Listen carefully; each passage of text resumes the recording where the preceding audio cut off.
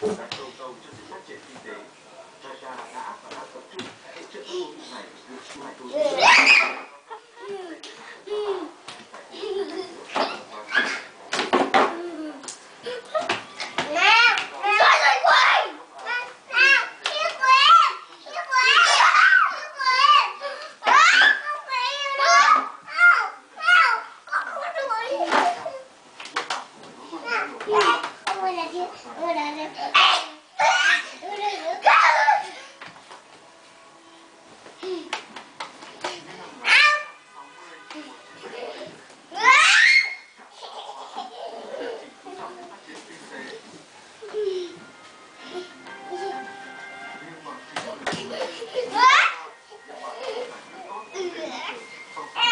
Tụi đang về đâu á?